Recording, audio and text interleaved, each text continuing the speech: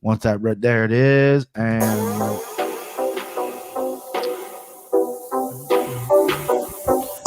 this is the MMA Takes Podcast with your host, Brian Petrie. Hey. My daughter left these in the office. I had to put them on. I think I almost broke them with my fat face. What's up? With that. What's up, babe? Yeah, this is the DFS prop show. We haven't been to you in a little bit. We're back. We got some plays. Timbo's here. Bet the best. He's on a heater with the NBA. What's up, Timbo? What's up, my man? I'm glad to be back. Glad to dive into this car. Ready to make some money. Ready to make some money. I took some losses last week, but I got a lot of fights right. I just got my big fight wrong. So I'm feeling a little confident, even though I'm down units. If I just wouldn't have fucking had such a hard on for Ignacio Bahamondes, I would have been up because I got a lot of fights right. But yeah, listen, I'm planning on painting the board this week, going into a big pay-per-view next week with Usman and Masvidal. And I feel like we got some plays here. One fight got canceled, chick fight. I mean, I ain't sweating it. Who cares? She missed weight by a lot of pounds. Crazy amount of pounds. We got Ben Askren versus Jake Paul tomorrow night. I know everyone can roll their eyes at it. Listen, am I going to pay for it? Am I going to pay for it? No. But am I going to watch it? 100%. Exactly. That's exactly what I was telling my boy today. Because there's actually a buddy I work with, and he was like, "What is the Masvidal Usman fight this weekend?" I was like, "Nah, there's a free UFC, and there's also the Jake Paul Askren fight." And he was like, "Oh shit!" And I'm like, I mean, there's an interest for it, but you know, it's just the legal streaming that's going to be happening is going to be unreal. It's going to be tough. The thing is I've tried to explain this to people. I don't hate the Paul brothers like everyone else does. It's the new kind of celebrity. You know what I mean? Like when we were growing up, I mean, I'm a little older than you, but we only just thought celebrities were like movie stars, right? Mm-hmm. My daughter, her celebrity is this girl that does YouTube, and so does these other like tweens that really love Jake and Logan Paul. I mean, they got 20 million something fucking YouTube subscribers. These are the new celebrities. And it's just, instead of like these celebrities have always went out and did other things. Like they've sung, they've done this, they've done that. Jake Paul and his brother are like, fuck it, we'll box. You know, they were good wrestlers, and I don't think they're untalented. It's really going to be an interesting test because I think Jake Paul's the better boxer because Ben Askren is trash with his hands. But Ben Askren, I think it's going to like really clinch up and weigh on him. There's been rumors that Jake Paul does not have good cardio. So it'd be interesting. I'm interested. I'm going to fucking tune in for sure, but I ain't paying for it. We're tuning in. We're not paying for it. Not paying for it. Are we betting it? Well, Ben Askren's plus 130. I was going to sprinkle that tomorrow. He's more than that, bro. I saw him at 130 after the weigh-ins because I thought he would go up because he looked so fat at the weigh-ins, but a little scuttlebutt on Twitter, or excuse me, on Reddit, was that in the contract, because Jake Paul, you know, Ben Askren's like 170, 180 most of his, you know, he fought at 170, but he weighs around 180 most of the time. Jake Paul had to weigh 190, and they wanted Ben Askren in that weight as well. They didn't want a huge discrepancy, which is, I guess, you know, whatever, because that's why Ben's always looked extra chubby, but that was the scuttlebutt on Reddit, which makes sense. I mean, Jake Paul's the one, he's the A side. He's the one, you know, he's getting paid more money. He's basically runs this Trilla thing or whatever, you know, that's like his brand. I know he doesn't run it, but like that's like his thing. But yeah, I'm interested. You know, I like a good fight. I like a good, even if it's not like a high level fight. I don't think that's gonna be incredibly exciting. And I really don't like it's MMA versus Jake Paul. Well, I mean, listen, if it's MMA versus Jake Paul, we're not sending Ben Askren. You know what I mean? We're going to pick someone else. Yeah. This is just Ben Askren versus Jake Paul. So I'm interested. Again, like I don't shit on the Paul brothers like the whole world does, but I'm excited. I'm excited for just everything tomorrow night. You know, I think this card's good. I think there's a lot of plays on here. And then I think what we got here. Okay. Texas from the group chat from work. All right. So have you built a DFS lineup? Is that yes. Okay. Give me your first fighter. I haven't done it because I remember the one Friday you couldn't do it, and I built the lineup and I won I didn't win $20. I won $8 because I put 15 in and I won like 23. So I'm on a win. So I'm gonna play your hand. So give me your first fighter here. Tell me who you like. I think this one's the no-brainer, just with how deadly and just how violent he is Razak Alhassan. Okay. He's expensive. I mean, he's 9,300. Right. But for good purpose. If he gets that first round finish, or even dominates the first round and then gets the second round finish. But I mean, I think it's a no brainer. He's going to get a finish. So I think I got to go with him. He's actually almost the most expensive. He's 9,300. Gravely is actually the most expensive. Really? Who I'm fading. You're fading. Okay. Yeah. I don't hate that. It was a tough decision when I was picking the fights. I definitely said on the podcast, I was like, probably not a fight I'm running to the window to bet because it's so high. Yeah, I'm tailing you on that. If Gravely doesn't get a finish, then it's not worth it. His price on that. So I like Abdul Hassan. I like that pick because he's going up in weight, so he's had trouble making 170, so he's not going to be depleting himself. He is a knockout artist. And then he's fighting Jacob Malkoun, who got slept by Phil Hawes in like a second. He is Whittaker's guy. The only reason he's on this card is because Whittaker's on this card, right? And I've looked up tape of him. Unless he's gotten exponentially better, he's going to have a trouble. But hopefully Hassan, who's coming off a couple losses, he's got that whole horrible, like he got charged with some really like women, like I think like he got charged with either sexual assault or some kind of horrific thing. Got out of the UFC for a little bit, came back in, was innocent. But I think he might be fighting for his job here because, so I think he's backs against the wall. Heavy-handed guy with his backs against the wall. I like that play right there. I don't mind that. I like that play also as the fight not going to go to decision, which I believe is going to be absolutely crazy high. So I'll do Rakazan by TKO KO's minus 152. So it's in the minuses, which is what you like, is what you want to see. To win by decision, to go the distance. Let's see what that is.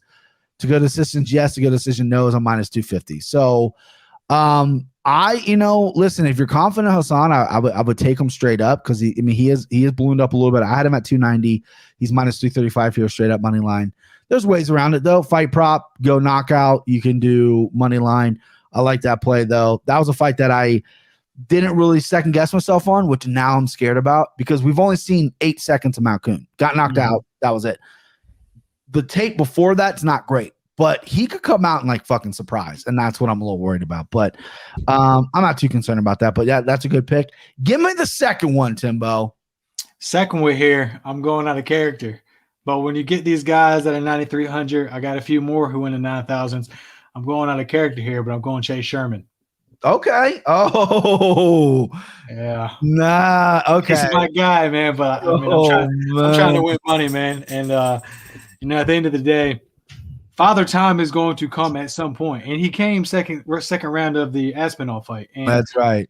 Sherman did look good. I just listened to your podcast, and you had pointed it out, and I watched the fight live, and I took Aspinall on that fight too. Yeah. Prior to that, though, I was on Orlovsky's dick. But you won some money off Orlovsky. You've won our little competition several times off Orlovsky. Like I think I even said on the podcast, Tim's going to be upset with me, but I'm going Chase Sherman. But listen, it's a short notice fight. Orlovsky's old. Sherman is a fucking blockhead who can hit. Mm-hmm. I mean, and he's a plus money. How much is he on DFS? He is 7,300. That's cheap. That's cheap. 7,700, excuse me, but cheap nonetheless. Cheap nonetheless. I like him. I'm at plus 116 the other day. He's now at plus 105. I think lines are obviously moving. They're looking two-way action here.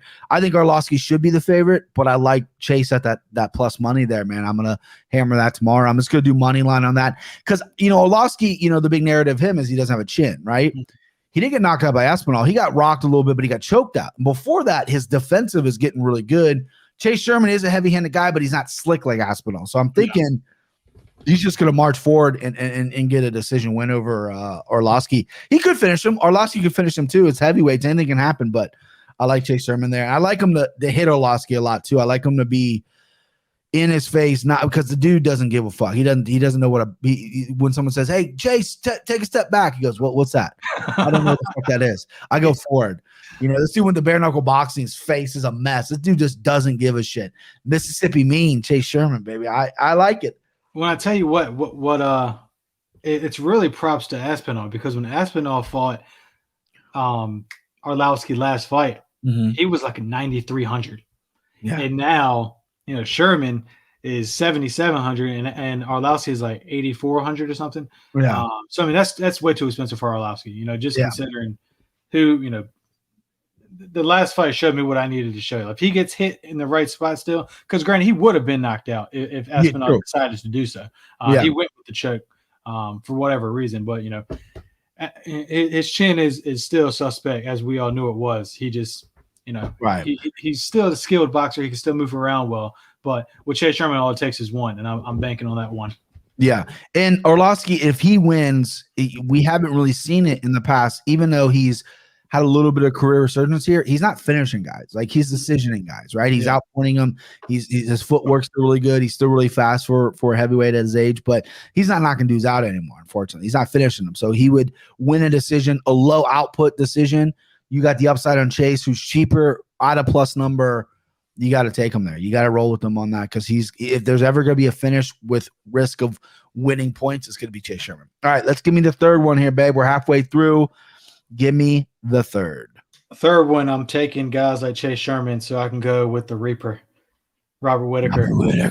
9,100. He's obviously championship rounds. He's going 5 rounds with Gastelum, so that's automatically a more point production. And I just think he's better than Kelvin Gastelum in every aspect of the game. I think if they choose to wrestle, Whittaker's going to have him there. They're not going to, though, because Kelvin refuses to do so. It'd be funny if Kelvin actually tries to wrestle now that he's fighting someone who's a qualified wrestler, but I don't see that happening. I see him going back and forth, and I can see Whittaker maybe winning by decision. I'd like to know what that. I mean, not by decision. Excuse me. I think that's the heavy on favorite for him to win by decision, but him by submission, maybe a club and sub. Okay. I'd like to see. I'd like to see what that is. I had this envision. So this is like the second time I broke this fight down, because they were supposed to fight 2 years ago and everything happened. I actually picked Gastelum. Obviously, we've seen a lot since that's happened. I'm on Whittaker here. He's my mortal lock. He's my best bet, even though he's a little high. The prop, which I'm staring at right now, Robert Whittaker to win in over 3.5 rounds, is plus 105. I like that. And I think a good prop also would be a finish by Whittaker. A submission won't be bad, but I like Whittaker by I just had this picture in my head that he's going to just fuck up Kelvin the whole fight. Kelvin's tough, right? Mm-hmm. And then Kelvin, I don't think, can go 5, right? And then by the 4th or 5th round, Kelvin's fucking knotted up, and then the ref calls it, or the doctor stops it. Towel thrown in, or Kelvin, as tough as he is, I mean, Robert's a 5-round fighter. That guy doesn't get tired. He gets nicked up here and there, but he doesn't get tired. He's a 5-round fighter. He puts it on you throughout the fight. I can see him overwhelming Kelvin here and really putting on a show. And for him to win late, which is what I would bet, Whittaker by decisions plus 120. Robert Whittaker by submissions plus 1,200. You mentioned that club and sub. That's 12-1 on your money. That ain't bad. Yeah. I like by KO TKO plus 215 as well. I mean, that is not bad. Let me see what the winning round thing here is for Whittaker, because like I said, I think he's gonna win late. Robert Whittaker to win round 1 plus 650, and then for him to win round 3 plus 1,200, round 4 plus 1,800, and round 5 plus 2,500. So those who are listening, daddy gonna be sprinkling on those, because I can't get it out of my head that this dude's just gonna overwhelm. It's gonna be probably very similar to the Darren Till fight in the very beginning, a little boring.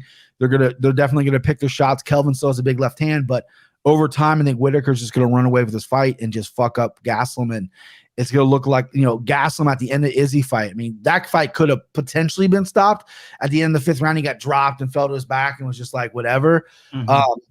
A bad referee would have stopped that fight, but I just see that happen with Whittaker. Whittaker just being a bigger dog here. I love that play. Again, I'm Whittaker minus 280 is what I had money line. I don't know what he is now after the weigh-ins. On track, I got my lines from FanDuel this past time, so I don't know where you go, where you at. Passed them up. There you go. Minus 286. Okay, good. So I mean, that's a number. I know it's steep. 286 isn't sexy. It's a little squarey. But I'm not confident. I mean, that's my best bet. I mean, if you have the bankroll and you want to put multiple units on it, I mean, that's a small win. You just got to chip away at that shit. So I use BetMGM. I've been using them a lot, and I really fuck with them. And the way they do their UFC or their MMA fights is they have their method of victory. For instance, with Robert Whittaker, it's by KO, TKO, DQ, or submission. So they incorporate all three of them. They incorporate the finish. So Robert Whittaker, by that's plus 210. I like that. Yeah. I mean, I know FanDuel has the double. They have the double chance, double dip type deal, but you don't really get great odds. I mean, I think Robert Whittaker by KO or submission is going to be in the plus without question, just because Kelvin is very, very durable. But I'll have to look at that. I don't have FanDuel pulled up. I was going off DraftKings here. I got money in both accounts, so I've been playing both books over the week. You know, usually you if you're a gambler, you play multiple books. I usually like to focus on one book, but then I hit up that Sugar Sean boost, and I hit another boost on Sugar Sean, another hit on Sugar Sean and FanDuel. So I had money in that, and because I moved all my money to DraftKings, I'm like, well, fuck it, I'm a 2-book guy, okay? Yes, sir. And I was trying to get the sponsorship, and they're like, nah, and I'm like, well, fuck it, I'm 2 books now. Fuck your loyalty. I'm fuck your loyalty, bro. Fuck your loyalty. You know, it's so funny too.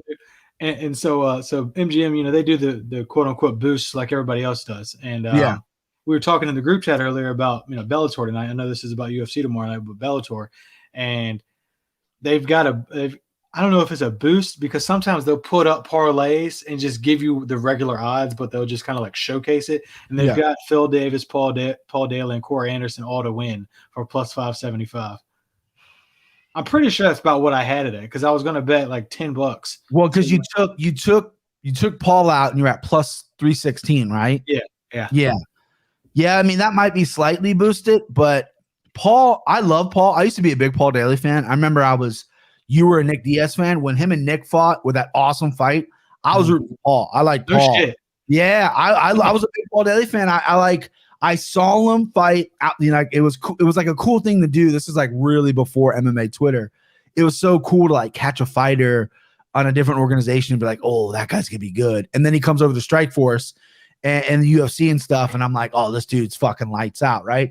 And then he ended up just not having any wrestling, and then Nick knocked him out. But I was a big Paul Daly fan for a while, and now it's just like, you know, this is at a catch weight. He can't make weight. This is probably his last fight in Bellator. It's kind of a problem to deal with sometimes. And, you know, I just think he might get wrestled. That just scares me. If they stand up, I think Daly wins, because Hamasi is a stand-up guy. You know, former Ultimate, he was on the Ultimate Fighter. He lost to Kamaru, who won.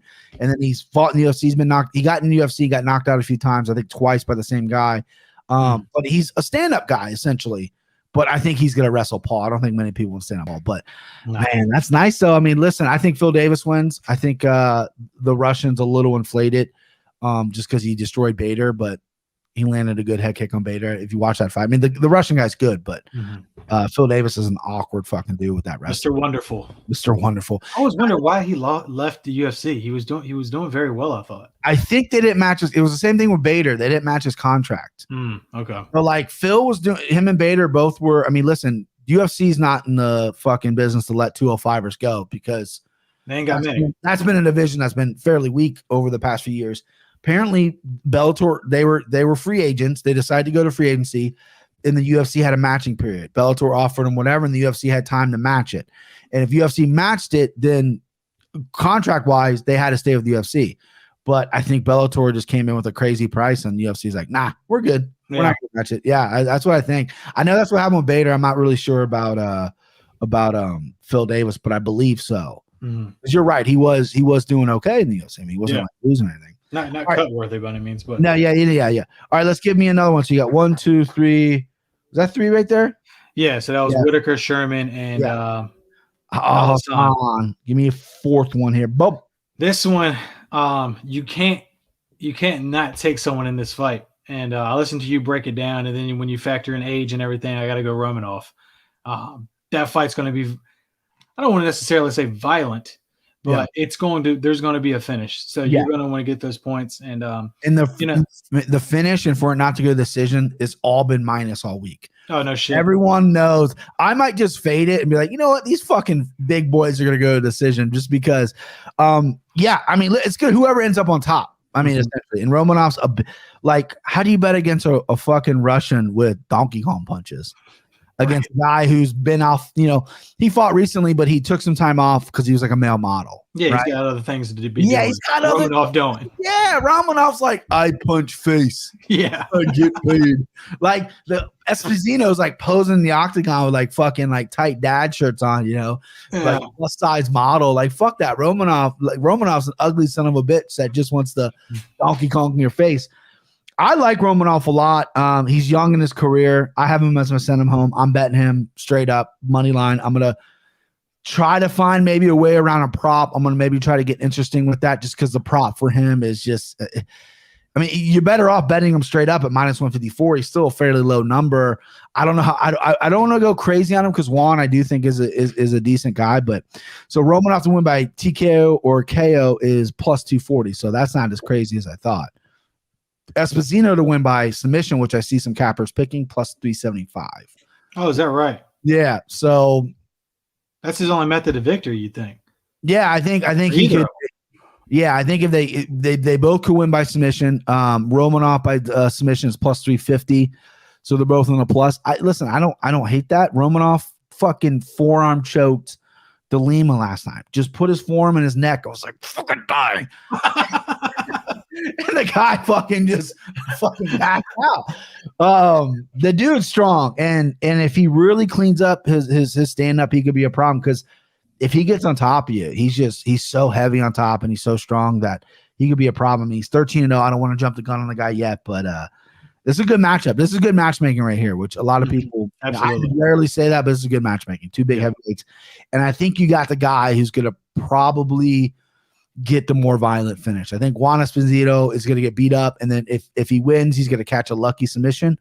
But I think more than likely Romanov, that big ugly fucking Moldovan bear, is gonna fuck this dude up. Let's go. Yeah.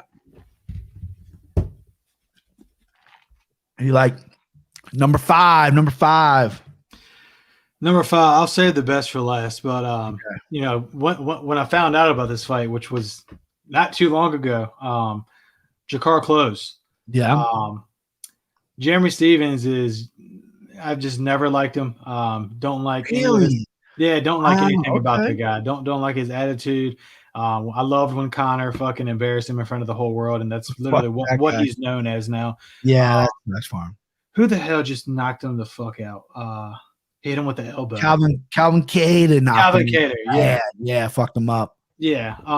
And I think he's done. His record, he's probably like fucking 30-25 in the UFC or something close to that. His 34th UFC fight. He had 18 fights at featherweight, which is surprising to me because he started his career at 155. He's back at 155. 18 fights at 145, which is surprising to me. I mean, he was active. He fights 3 times a year, every single year. Yeah.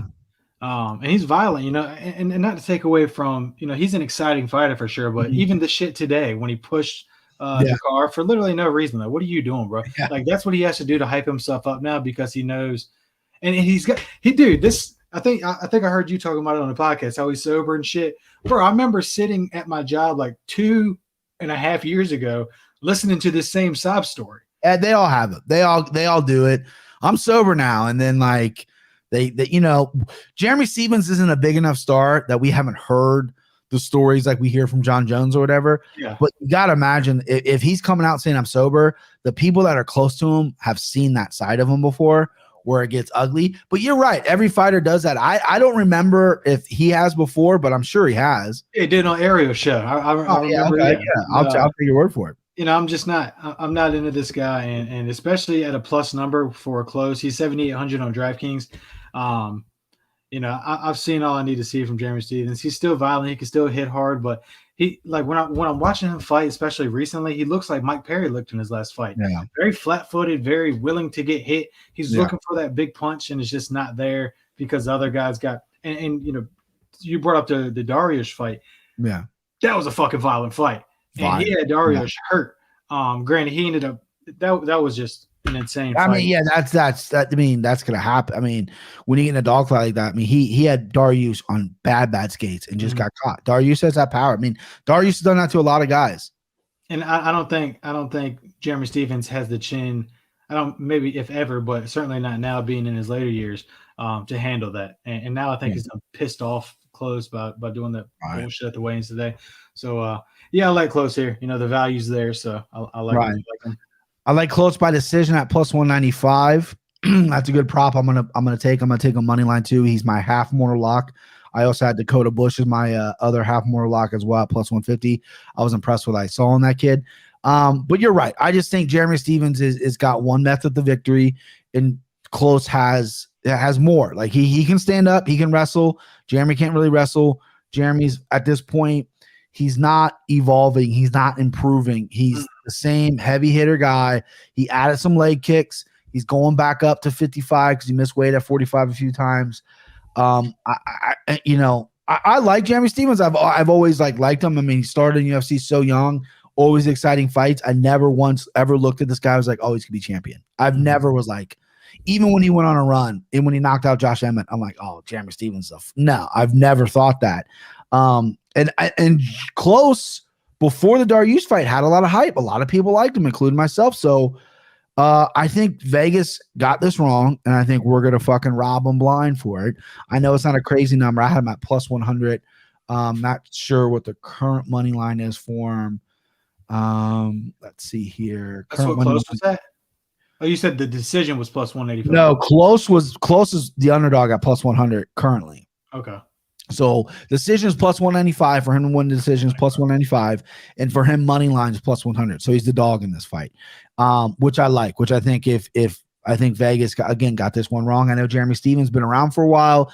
Close is coming off that ugly knockout loss, but so is Stephens. And you got to go with the younger, more talented fighter, and I think that's close. Stephens is coming off a couple because I know he lost to Cater, he lost to Aldo by brutal fucking that was a little, yeah. I don't know if those were back to back, but yeah, that was you're right. That was, let me see here. Yeah, so he's definitely coming off the Cater knockout. I know that for sure. Let's see what he's got here. Does he have a win in between? You might be right. Okay, so the Yaya Rodriguez is thing. So the eye poke, and then Yair dropped him bad with a body shot. And in their second fight, he lost, and then he's coming off a loss to Zabit, where Zabit just did Zabit stuff, and then Aldo. So he has 4 losses in a row. Really should be 5 because of the Yair. Tough fucking competition, though. Yeah, he's fighting tough dudes. He's got that win over Josh Emmett. But again, going back up to 55 against a guy who can body you up and close, who does have good wrestling. I don't know. This isn't, if I was Jeremy Stephens' manager, which Jeremy Stephens doesn't have pull anyway, but this is a fight where I might have been like, look, can we get a guy that's just not going to just mix everything up? Let's just get a guy that's going to stand in front of us. Yeah. And I think Close, who took some time off after Dariush fight, learned, I'm not standing in front of anybody. Fuck you. Yeah. I'm not doing that anymore. I'm a well-rounded fucking dude. But I like that because, listen, you got plus numbers all over that dude. And if I could live bet right now, I would, because I do think maybe tomorrow that's going to draw a little closer to even, especially after the weigh-ins, because I think Jeremy cracked a little bit, like you said. He pushed him and was like, "Dude, what are you doing? It's a stare now." Like you cracked a little bit there, unless Close said something underneath his mask, which I don't know. Don't think he did. All right, give me another one. Hit me another one. Hit me another winner. This is it. This is the last one right here, and I know.